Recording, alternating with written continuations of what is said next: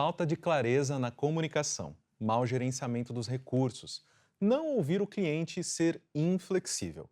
Esses costumam ser alguns dos erros mais comuns no gerenciamento de projetos. No episódio de hoje, você aprende como evitá-los.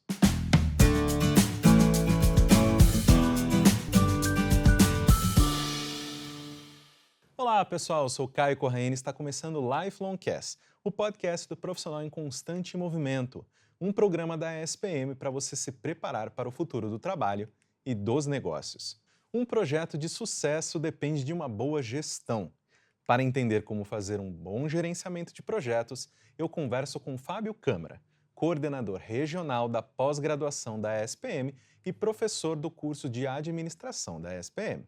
Fábio, seja muito bem-vindo ao Lifelong Cast. Muito obrigado por ter aceitado o nosso convite. Muito obrigado. Eu que agradeço. É uma honra estar aqui participando. Fábio, vamos começar então, porque hoje o nosso assunto é sobre o gerenciamento de projetos. Quando a gente fala efetivamente do gerenciamento de projetos, quais são os erros mais comuns que a gente vê nas empresas? Porque, querendo ou não, uma das coisas que a gente vê efetivamente são profissionais, são redundâncias, profissionais que não sabem exatamente qual que é o objetivo. Então, quais erros que você consegue levantar quando a gente está desenvolvendo sobre esse assunto? O principal erro, eu diria que seria o não gerenciamento da comunicação. Tá. Porque a comunicação ela é o principal, de longe, o principal problema que as empresas enfrentam nos projetos. Agora, se for pegar outros erros, a gente teria, por exemplo, a não adequação da pessoa certa dentro do papel certo, dentro do contexto da equipe, você não ter gestores com perfis adequados para gerir projetos. No meu livro eu exploro as questões os estereótipos do gestor de projetos que devem ser evitados. Você tem perfis como, por exemplo, o gestor aproveitador que rouba ideia. Isso dá um revés grande em relação à equipe. O sujeito que é aterrorizador, ele põe... Tudo é um problema. O briguento, tem o gestor briguento. O Teflon, esse é um dos mais complicados. Nada gruda nele, nada gruda nele. Então, assim, a gente tem essas questões que devem ser evitadas, porque, bem ou mal, isso gera problemas, em relação aos objetivos do projeto, ao que o projeto tem que alcançar. Então, eu diria que a escolha das pessoas, especialmente do gestor, e a questão da comunicação, e a comunicação sendo, de longe, o problema maior. E você menciona justamente essa questão de que nós temos aí papéis, nós temos a escolha de pessoas, mas quais são os pilares de um bom gerenciamento de projeto? Pensando num passo a passo, quais as etapas que você consegue elencar para a gente tirar um projeto do papel? Bom, antes de mais nada, é importante a gente ter bem claro que o projeto ele é sempre algo que tem um certo ineditismo. Por exemplo, você está fazendo aqui os podcasts, Por mais que você tenha um roteiro que ele se repete, ele tem um tempo bem definido, ele tem um padrão, ele tem uma lógica, tem você que está toda a vida aqui, sempre tem algo diferente. Sim. Sempre o tema é diferente. Então, o projeto sempre tem um grau de unicidade. Isso é importante a gente ter bem claro. E tem, nesse sentido, a gente falou do roteiro, você tem um escopo, tem que se atentar para o escopo. Então, eu não posso deixar de me preocupar em deixar muito claro o que eu vou entregar. Às vezes, o que não vai entregar também. Porque a gente diz, olha, eu não Vamos até aqui. Vamos até aqui, eu não vou passar disso.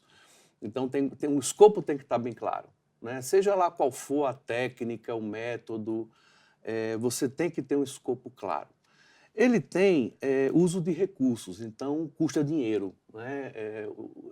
Custa dinheiro, tem pessoas, ele é conduzido por pessoas, invariavelmente. É por isso que dá problema, porque envolve pessoas.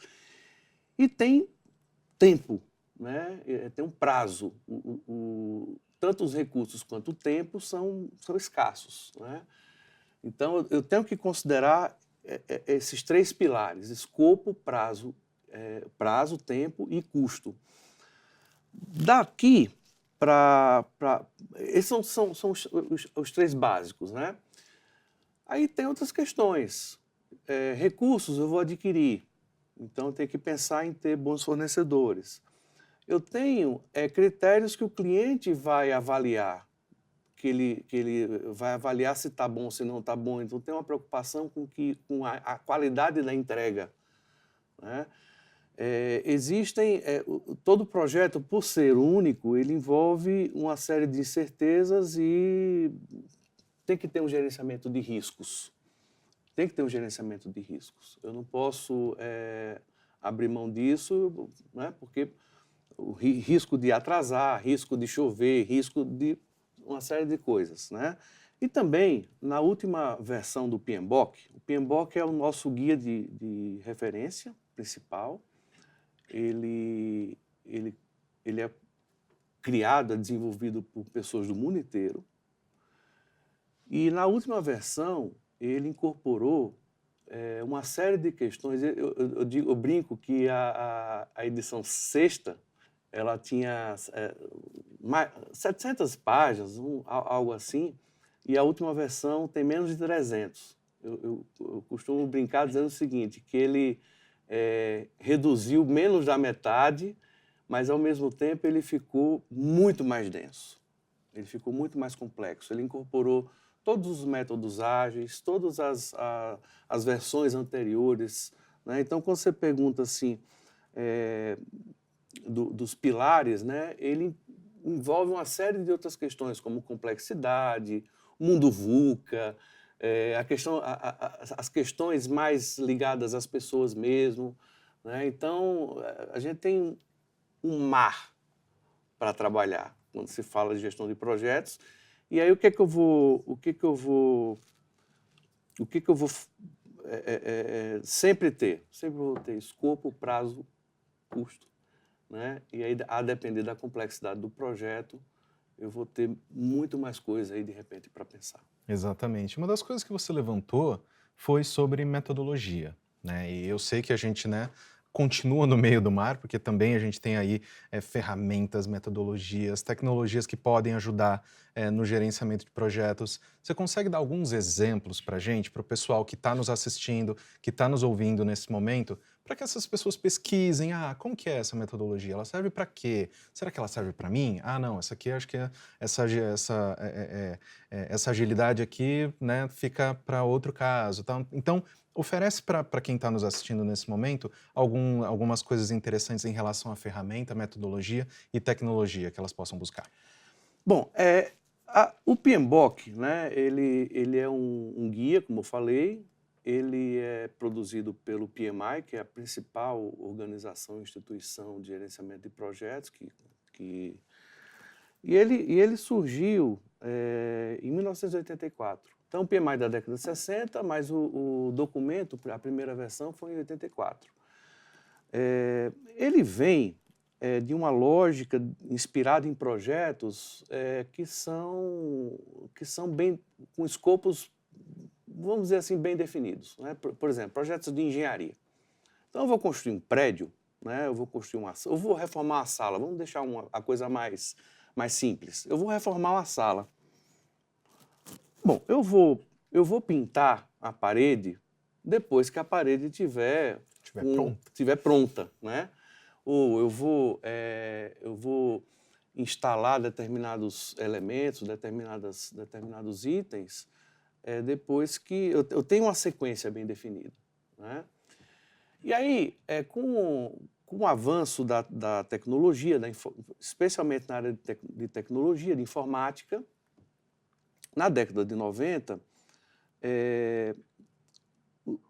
havia um grande problema em relação a esses métodos que o PMBOK trabalhava, que são os métodos que a gente chama de cascata. Uhum. Né? Porque acontece uma coisa depois da outra, tal, são sequências bem definidas. Depois disso. E os projetos ligados à tecnologia, eles não necessariamente têm um escopo bem definido, né? O cliente ele ele tem muitas exigências ou há uma complexidade, cada empresa funciona de um modo diferente. Eu trabalhei na época chamada DataSul, né, que hoje faz parte do grupo TOTUS, os softwares que a gente chama softwares ERP, que fazem a gestão integrada da empresa, dos negócios, das áreas. Então, assim, todo dia tinha atualização, porque é muito complexo, porque cada empresa demanda alguma coisa e tal. Então, havia uma necessidade de você ter métodos mais que se adaptassem às exigências de você ter escopos que variam, ou mesmo que você não sabe, necessidades que você não sabe. E daí surgiram os métodos que a gente chama de métodos ágeis, né? Que são métodos que você... as entregas são feitas em tempos menores, né? As equipes também a gente funciona num formato menor, que a gente chama de squads, em geral, né? E as entregas elas vão ocorrendo em prazos mais curtos, né? E os escopos vão se adaptando, né, ao longo do tempo. Mas hoje em dia, com essa nova versão que eu comentei do PMBOK, a 7ª, praticamente eu tenho uma grande caixa de ferramentas, onde, dependendo da necessidade, eu vou usar um método mais próximo do cascata, um método mais próximo do ágil. Eu tenho trabalhado em projetos que fazem mesclas. Então, geralmente, nos projetos que eu atuo, uma parte é conhecida, é cascata, e também uma parte ágil, né? Inspirado, por exemplo, em você não ter entregas que... Ter entregas muito longas é um problema, né? Se fosse puder voltar na primeira pergunta que você colocou um erro, né?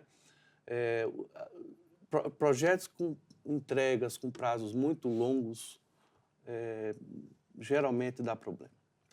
Então a gente tenta, né, fazer com que as entregas sejam mais rápidas, né? E um outro ponto que a gente não pode deixar de tocar nessa sua questão da metodologia é a cultura da empresa. Dependendo da cultura da empresa, um método vai ser mais apropriado, mais adequado que o outro, né? Isso também a gente tem que levar em consideração, a gente não tinha falado ainda. Quando a gente fala em relação a ferramentas, a gente tem algumas alternativas que a gente consegue oferecer para as pessoas, porque eu acredito que nós temos aí vários softwares que o pessoal costuma utilizar, a Asana, o próprio ClickUp, tem muitas pessoas aqui até acabam adaptando o próprio Notion para utilizar trabalho em equipe e tal. Tem algumas ferramentas que você consegue identificar e apresentar para as pessoas o Trello, né? Todo mundo já usou o Trello em algum momento da vida. Então, você consegue ter algumas ferramentas assim em relação a mais na parte de tecnologia que você consegue direcionar para quem está nos assistindo nesse momento? Olha, você citou algumas, né? Existem milhares de ferramentas. Eu sempre falo o seguinte, que é importante você entender o que você vai fazer e o que você quer fazer. Então, ter o escopo, mesmo que seja um escopo que vá se adequando às necessidades ao cliente. Mas, assim, de verdade, a melhor ferramenta é aquela que a equipe consegue usar com eficiência, com eficácia. Nos meus cursos, né, eu sempre discuto essa questão das ferramentas, e eu lanço a discussão, os estudantes, cada um defende não, o ClickUp é melhor. O ClickUp ele é a mais recente, uma das mais recentes, né? E aí, cada vez que vem uma mais recente, ela vem integrada com as outras. Isso é importante, né? Sim. Você ter uma integração, porque você não pode perder um histórico, né? Eu sou um pouco... Eu sou conservador e, mesmo assim, eu usei uma delas uma vez com a minha equipe. E aí, assim, ela era gratuita no sentido assim, ela tinha determinadas limitações tal, e a gente conseguiu usar na versão gratuita. E eu tinha uma equipe na época, né, que não era tão grande e tal, mas a gente produzia bastante coisa. E simplesmente ela virou paga.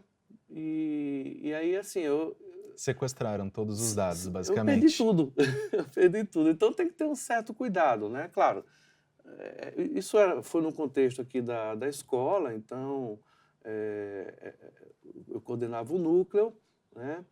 Não fazia sentido pagar pela ferramenta, né? Então, assim, mas a gente tinha muita coisa lá dentro, tinha bastante conteúdo que tinha sido desenvolvido, né? E a gente não conseguiu migrar. Então, tem que ter uma certa preocupação com a escalabilidade, né? Aí, jogando real na empresa,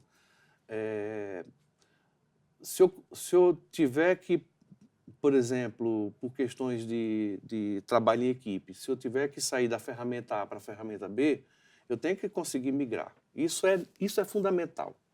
Isso é fundamental. Então, eu tenho que conseguir ou escalar no sentido de expandir ou ter a possibilidade de conseguir migrar as informações de uma ferramenta para outra. Então, seja lá qual for a ferramenta, é fundamental que você tenha essa preocupação. E aí, qualquer ferramenta que vá... Hoje, é muito fácil uma ferramenta atender às necessidades, porque elas têm praticamente as mesmas funcionalidades. Sim. Agora, se você quiser assim, qual é a que você mais gosta? Eu, Fábio Câmara, eu adoro o Trello. Assim, os meus projetos, né, e o Trello não foi a ferramenta que eu comentei mal, não. Eu estou há 4 anos tentando fazer o povo usar o ClickUp e ninguém usa. Então eu já desisti. Eu não gostei muito, não. Eu adoro, minha vida inteira tá dentro do ClickUp. O dia que aquilo travar, ferrou! Mas é isso, a ferramenta é a ferramenta que é porque assim, é muito da facilidade de usar, ou mesmo também, né? A gente não pode esquecer, poxa, você está usando todo dia, é como um carro, né? Você gosta mais de uma marca, o outro gosta mais de outra marca, então acho que todos andam, todos levam você de um lugar para o outro. Exatamente. Isso é que importa. E, Fábio, finalizando a nossa conversa, eu queria falar um pouquinho sobre metas, né? Como que a gente garante que as metas elas vão ser cumpridas? Imprevistos eles podem surgir no meio do caminho, mas como que a gente pode lidar com essas situações, prevenir determinados riscos? Então, para que efetivamente, né? Porque a gente falou aí durante toda a nossa conversa de gerenciamento de projeto e o objetivo é efetivamente a gente entregar alguma coisa no final, né? A gente ter aí, né, toda essa organização, toda essa metodologia, todas essas pessoas envolvidas para que a gente possa entregar, né, o que foi combinado no final. Como que a gente garante isso? Legal, isso é uma pergunta muito importante, né? Assim, eu levo muito a sério essa questão das metas.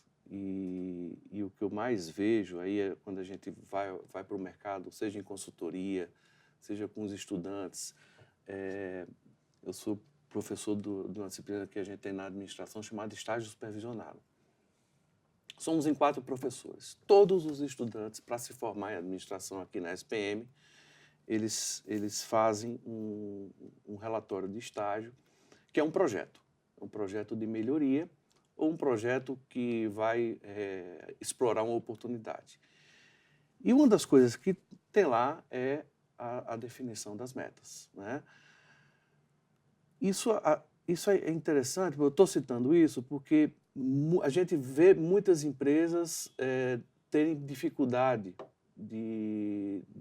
no próprio ambiente, né, de o estudante entender qual é a meta, né? Então, eu digo assim, poxa, não é problema do estudante, é problema da empresa, porque o estudante ele aprendeu isso, né? Se não, a gente está aqui para tirar as dúvidas dele, e a dificuldade está nas empresas. Então, antes de mais nada, a empresa tem que entender que tem que ter uma meta, e a meta ela tem que ser realista, a meta ela tem que ser clara, ela tem que ser numérica. Numérica. As pessoas... Gente, a meta é número. Ah, mas o objetivo ele tem um grau de subjetividade. Tá bom, mas você vai ter que medir de alguma forma, né? Ah, eu vou aumentar a satisfação do cliente. Gente, satisfação do cliente é um negócio extremamente subjetivo, mas você tem que medir de alguma forma. Qual que é teu KPI em relação a, né, tipo, ok, qual número que tem que subir para que você sinta, isso foi um sucesso? Qual número? E aí, por exemplo, já que você está falando de satisfação... Ou DC. O DC, se for custo, reclamações, né? Reclamações, né? Reclamações DC. Tem uma métrica muito usada chamada Net Promoter Score, o NPS, né?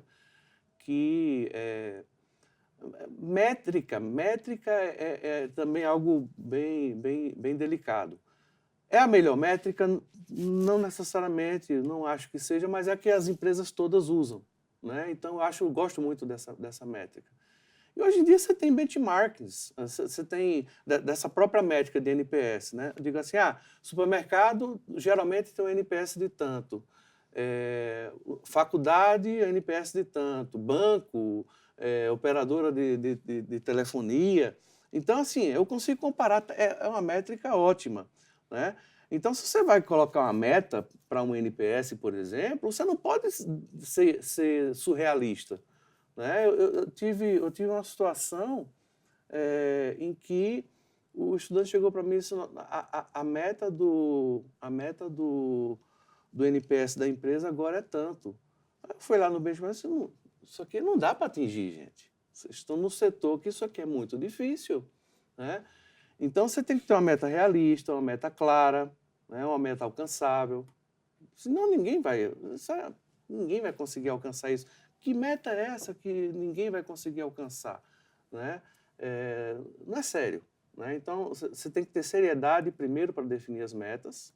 E aí, dada a meta, né, se a meta é ousada, eu preciso ter recursos para que eu consiga ter equipe, ter ferramenta, né, pagar uma ferramenta, por exemplo, né, um ClickUp, um Trello. Aí eu preciso pagar, não é ficar naquela, né, que eu comentei, senão você fica refém. Então, assim, primeiro eu tenho que ter a meta clara. Tendo a meta clara, né, se ela é uma meta realista, ela vai ter recursos que vão me permitir desenvolver e fazer com que o projeto alcance aquela meta. Então, esse é o caminho mais simples, embora as empresas não costumem trabalhar assim. Exatamente. Fábio, queria te agradecer absurdamente por ter aceitado o nosso convite, por ter oferecido aí tanto seu tempo quanto seu conhecimento para a nossa audiência. É uma honra estar aqui, muito obrigado, um prazer. Espero voltar mais vezes aí para falar desse e de outros temas aí. Excelente. Obrigado. Espero que você tenha gostado do episódio de hoje. Não se esqueça de seguir o Lifelongcast na sua plataforma de streaming favorita e avaliar o programa também. Te vejo no próximo. Tchau, tchau!